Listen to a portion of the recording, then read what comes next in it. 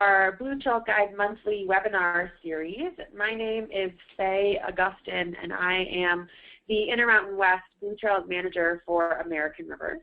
I'd like to welcome you to our July webinar. We are very pleased to have our partners with Friends of the Verde River Greenway join us, where we'll be talking today about engaging communities and landowners with Riverside land restoration.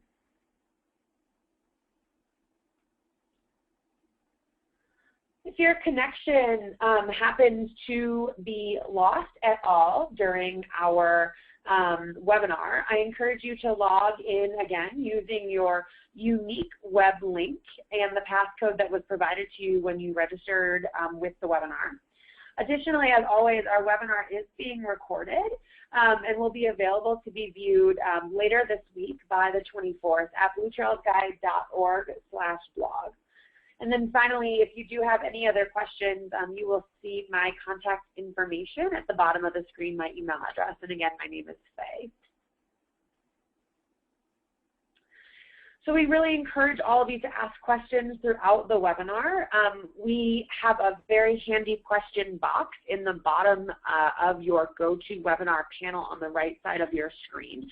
So throughout the webinar, please feel free to type in any questions that you have. We'll leave about 5 to 10 minutes at the end of this 30-minute webinar to answer a number of questions that you all have asked.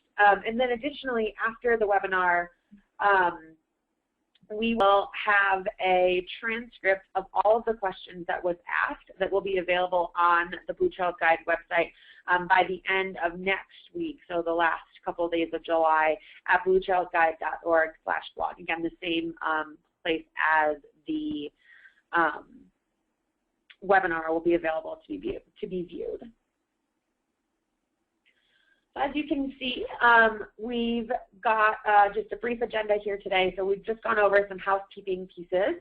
And then we'll go ahead and have our main presentation. And then we'll follow up with just a couple of, a few moments here for questions and answers at the end of the webinar.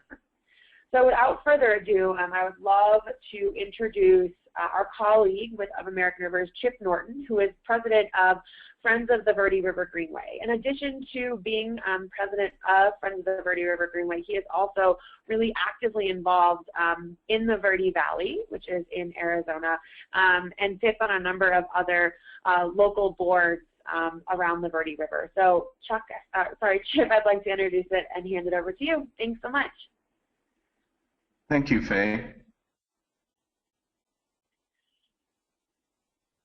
So as soon as the presentation comes up on the screen, I'll get started.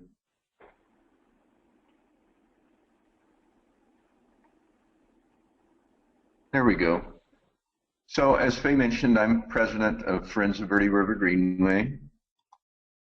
The Verde River is a tributary of the Colorado River, and if you look on your screen, the inset in the upper right corner basically is an outline of the Colorado River Basin, and then you see the little green portion in that inset is the Verde watershed, and then you go down to the bigger picture and it shows where we are in the Verde Valley in the context of the Verde watershed. And the Verde Valley's got 36 miles of flowing river, and that's where the focus of our work is. Although it's not limited to the main stem of the Verde River, we also do a lot of work on the tributaries, and in fact our restoration work covers about 140 miles of the main stem of the Verde River.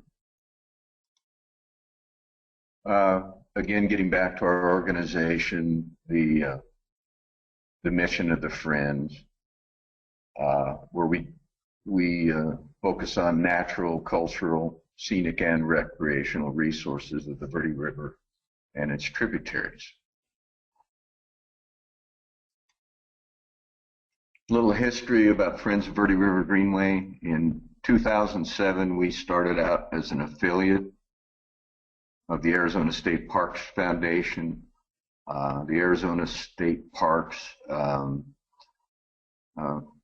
couple years prior to that, had put out a vision of the Verde River Greenway, which is that 36 miles of river in the Verde Valley, and the potential for parks, trails, restoration projects. And that's really the inception of our organization. In 2011, with the support of that foundation, we became our own 501c3. And as I mentioned earlier, now the geographic scope of our work covers more than just that 36 miles in the Verde Valley. Although I will say the Verde Valley is where most of our work is occurring. I'm not exactly sure how many years ago that the Verde River was listed as one of the 10 most threatened rivers in America. It hasn't made that list lately, which is a good thing, but there are threats and concerns, and a lot of these our projects address them. One is the continual surface water use and groundwater pumping, reducing the flow of the Verde River. As part of that surface water use, irrigation, it's primarily irrigation practices are not very modern, and in the summer they'll divert most of the flow of the Verde River and return a great deal of it as well. But between that diversion and the return, those stretches of river have flow that drops below what we'd like to see to support wildlife habitat, and so we're working with agricultural producers to improve their conveyance and on-farm efficiencies to keep more flow in those stretches of river. And then lastly, on restoration projects, our focus the last 4 years has been improving vegetative structure in the Verde River by removing certain targeted woody invasive species. And that scope is expanding as well, because we've been very successful with that. And now we're moving into other more targeted habitat improvement projects where we focus on specific species or multi-species habitat improvement. So our approach starting in 2010 was to bring together all the land managers and agencies in our area. That would, State Land Department, U.S. Forest Service, Fish and Wildlife Service,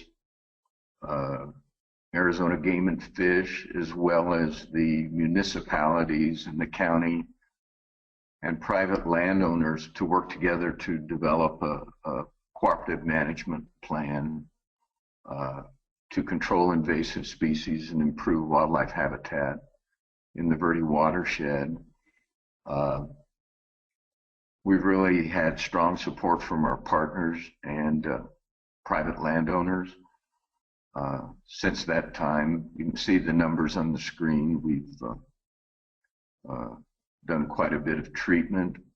Our approach in most of the areas is to allow passive vegetation, because in many of the areas that we're treating, we don't have monocultures of invasive species, and we've had really good success with passive revegetation. However, we do have some areas, because of past land use practices, where the invasive species dominate the riparian habitat, and in those cases we do active revegetation. We've done a lot of mapping throughout the watershed. All of the public land has been mapped, but of course the only private land that we've mapped has been the land where we have landowner agreements. We use both crews of recent era veterans and Youth Conservation Corps to do the work. And this is actually really resulted in buy-in from local communities here that were providing these economic opportunities, especially during a time when we've had a bit of a rough economic trot in Arizona. So that's been really helpful in terms of the communities participating in our work.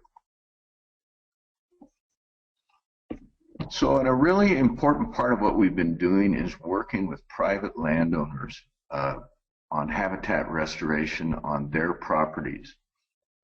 We have signed 211 habitat improvement agreements, and these that results in 35 miles of river and stream habitat being improved.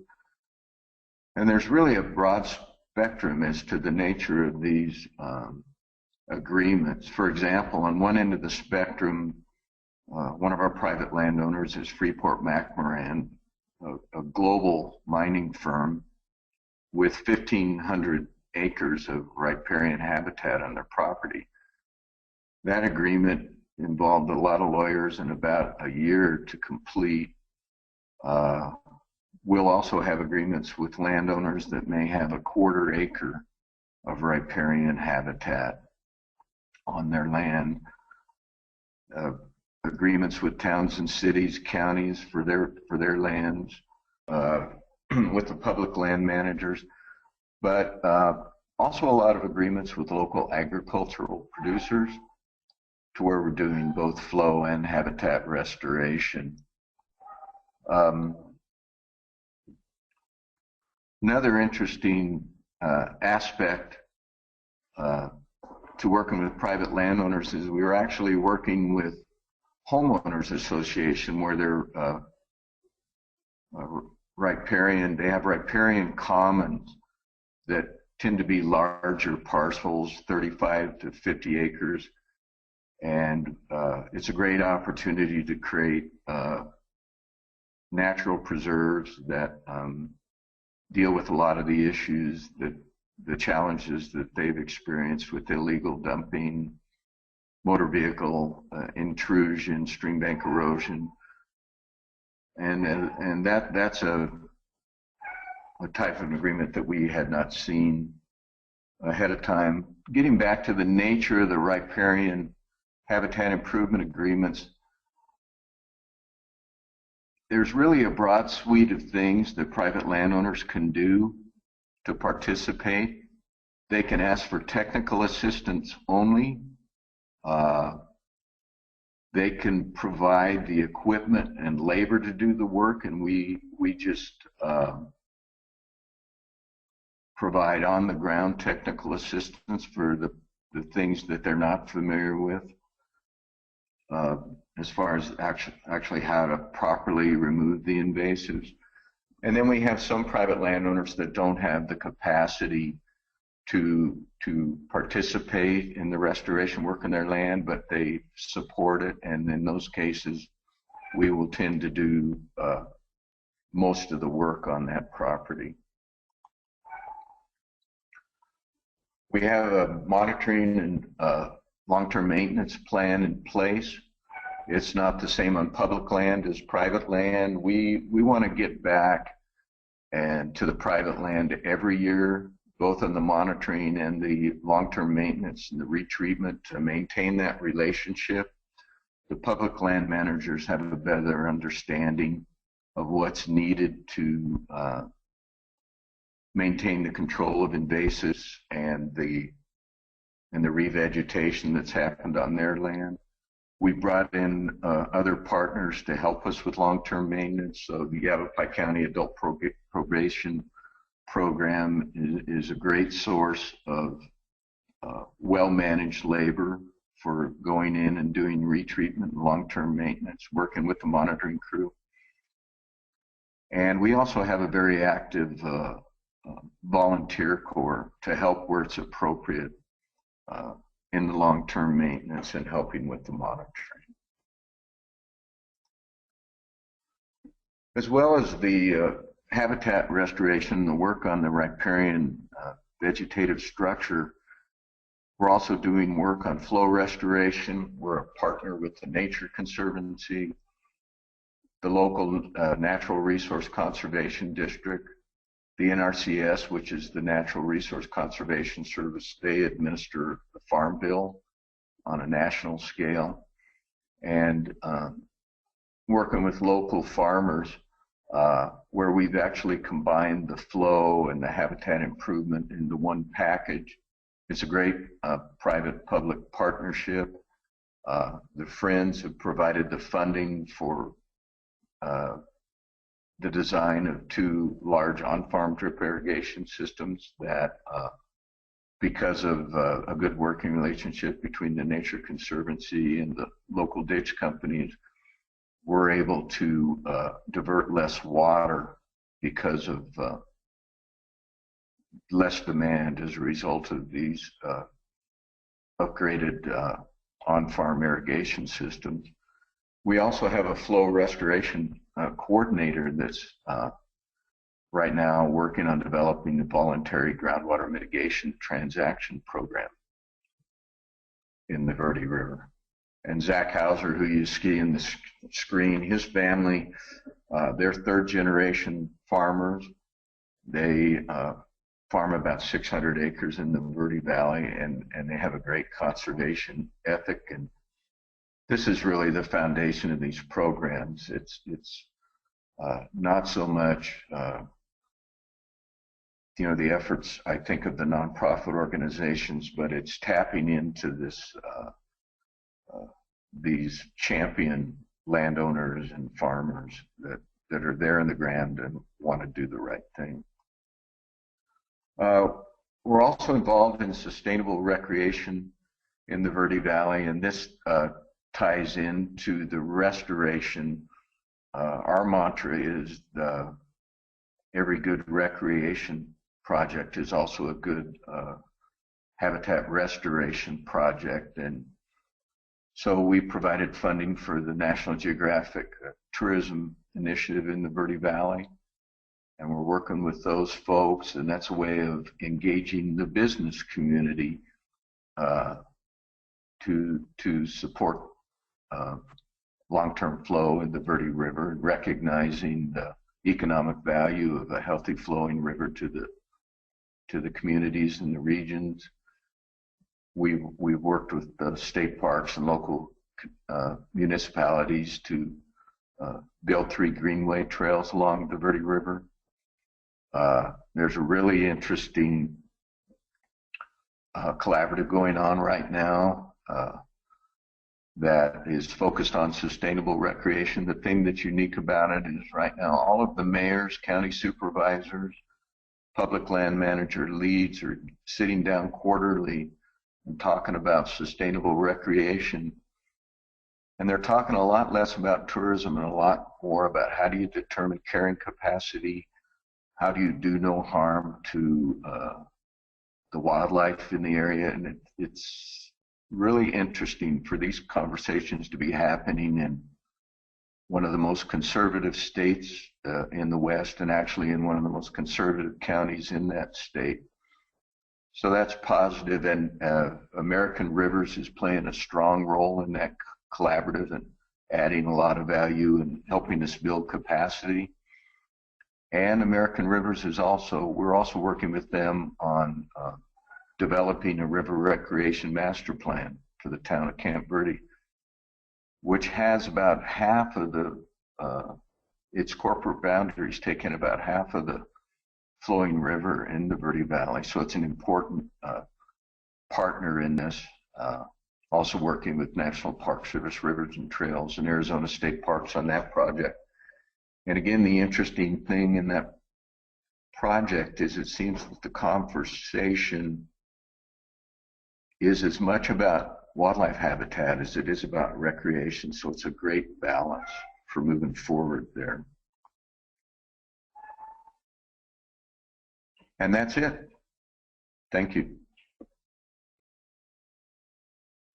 Awesome. Thank you so much, Chip. I really appreciate your great explanation of just the really fantastic amount of work that you're doing and the tremendous success that you've had thus far in the Verde Valley on not only restoration of riparian lands, but also of helping to engage the local community. So we'll open it up at this point to questions. As I mentioned before, there is a little question box if you haven't found it already in the kind of at the bottom of your GoToWebinar panel on the right side of your screen. So feel free to just go ahead and type in any questions that you may have had during the webinar. And we've got quite a few already here, so we'll just go ahead and start the question session for you, Chip. So the first question is about the riparian habitat improvement agreements and working with private landowners. So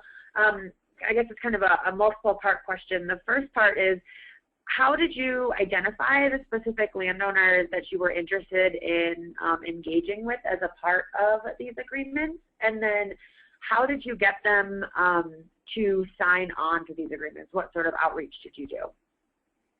Well, the identification part has evolved, and it's not the same now as it was when we started. Initially, you know, we felt a lot of trepidation. Again, it's a very conservative area, and about going to private landowners and you know, engaging them in you know, the stewardship approach to private land ownership, and the results were very surprising. And what we found is at the end of 2 years, we had almost more landowners than we were able to keep up with in terms of maintaining the relationship and helping them out to the degree that we wanted to. So, you know, initially we just started getting a map from the county of landowners that had riparian habitat on their land in the Verde Valley, and then we did a rough prioritization process and decided to work upstream to downstream to remove seed sources from invasive species. So we started in the tributaries in the Verde Valley, engaging those landowners, and we have worked our way downstream. So we've done a lot of work in Oak Creek, a major tributary, and we're partway down the main stream. Since then, we have taken a more strategic approach. When we have several smaller landowners, what we try to do is very actively engage their neighbors to try to get a bigger block of land, to where if you take all the contiguous parcels, you can actually get something done in that area rather than a sort of a checkered board approach. Again, initially we focused on larger landowners, so we were knocking off big chunks of land, and so where we might engage 20 landowners, but we might cover 15 miles of river. So anyway, now it's more strategic. I think that our approach and a lesson learned is that the social value of engaging the landowners outweighs the ecological values. Not to diminish the ecological values, but the feedback that these property owners provide to the community. And again, I'll emphasize that most of these property owners are very conservative politically. They have a real distrust of government. And so taking a neighborhood approach of them working with their neighbors has been very successful in building and maintaining these relationships. How we got them to sign on initially really was about just building one relationship at a time. We've got a great public outreach coordinator in Laura Jones. She's very personable and sincere, and just taking that time, sending out flyers, making phone calls, asking people to sign on about other opportunities has been very effective. And I think now we're spending more time maintaining these relationships than we are going out and looking for new ones. We want to make sure we've got a good, solid foundation of landowner champions. But I think the key to the signing on is having the right person talking to landowners. Anyway, that's my answer. That's great. That's really helpful, Chip. Thanks for that. I guess kind of the one last final part of this question is, are the agreements legally binding, or are they just sort of, you know, one, how do they work, I guess, is kind of the question that, that we've got here. Well, I would say, for example, the agreement that we have with Freeport-McMoran is absolutely legally binding. The agreements that we have with landowners where the funder might be the Fish and Wildlife Service or another entity where we basically incorporate their agreements into the agreement with the landowner are very legally binding, and those are 10-year agreements. I would say that our typical 5-year agreement with private landowners, I think the purpose is more to outline what each of us are doing, and I think that if it got to the point where it needed to be legally binding, it would probably not be good for the overall effort. So, for example, I think if we had a landowner that was unable to do the monitoring that they might agree to at the beginning of the agreement, either, you know, because their health is poor, or, you know, perhaps the landowner has to work out of town to make a living, we're not going to go in and be hard-nosed about that. And to date, there have not been any issues, but I would say if a private landowner wanted to go, you know, get an attorney and say, we don't want to do this anymore, you know, that we're not going to go get an attorney to try to enforce that. Right. That's helpful. And then sorry, there's just so many things that keep adding onto this. There was some request to have potentially like a sample, one or two of the templates, just to kind of show the spectrum of the agreements. Is this something that we would be able to share? I'd be happy to give you those. We can't give you actually show you an agreement because we have a confidentiality. Yep. But I'm very happy to provide you the templates that we work with. Great. That would be great. So it looks like we've got probably time for about one more question. And the last piece is just kind of tying back in the recreation component that you mentioned at the end. So how have efforts to enhance recreation and promote kind of tourism within the Verde Valley to folks in Arizona and kind of within the greater Intermountain West and United States help to further restoration? Have you seen kind of good connections between the two of these? Yes, and that was, I actually envisioned a much tougher time of that. Mm-hmm. I felt that when we got the elected officials, mayors and the economic development directors from the towns, and county supervisors engaged, that there was going to be a really strong push to what we're looking for is revenue, and we're less interested in sustainability. And it's been surprising to me that these folks are a lot more interested in the long view of this. I think a lot of that has to do with the relationship building that between between them and the conservation community. But we've actually had no pushback at all in terms of when we talk about river recreation and economic development, the importance of wildlife habitat, determining carrying capacity, doing baseline monitoring. And I don't mean to say that there is no tension.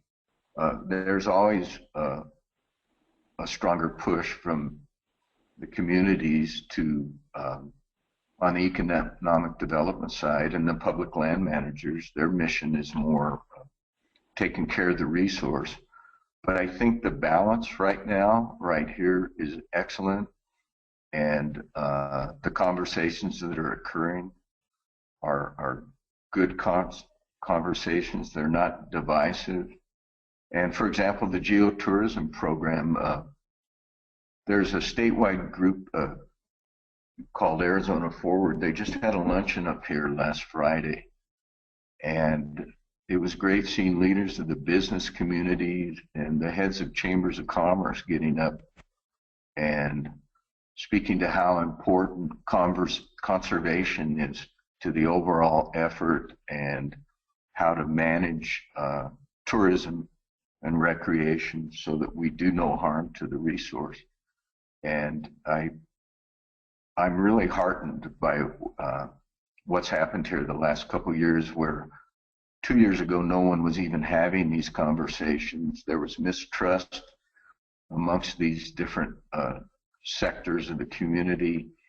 Right now they're all sitting down together and working out these initiatives moving forward. So I'm pleasantly surprised, and I think we've got a good trajectory, keeping restoration in the recreation conversation.